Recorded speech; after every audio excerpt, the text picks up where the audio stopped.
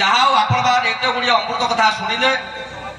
ମୁଁ ନୀର ଭାଇଙ୍କୁ ଅଶେଷ ଧନ୍ୟବାଦ ତ ମୁଁ ଦେଇପାରିବି କାରଣ ସେ ମୋର ବଡ଼ ଭାଇ।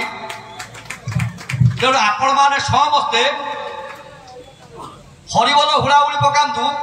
ଏମିତି ସବୁବେଳେ ପାଇଁ ଟୋକା ସୁଲଭରେ ସେ ଥାଆନ୍ତୁ। ମୋର ଆନନ୍ଦ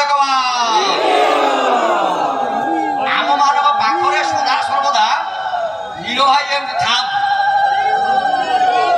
କାହିଁକି ନା ମୁଁ ତାଙ୍କୁ ଯୋଉଠିକି ଡାକେ ଯେତେବେଳେ ତାଙ୍କୁ ଡାକିଲା ପରେ ଭାଇ ତମେ ଆସିବ ଭାଇ ଆସନ୍ତି।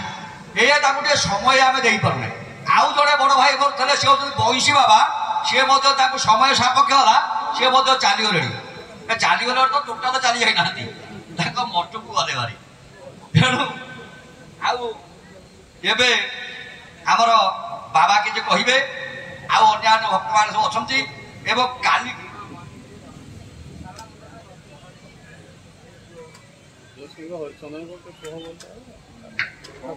କହିଲି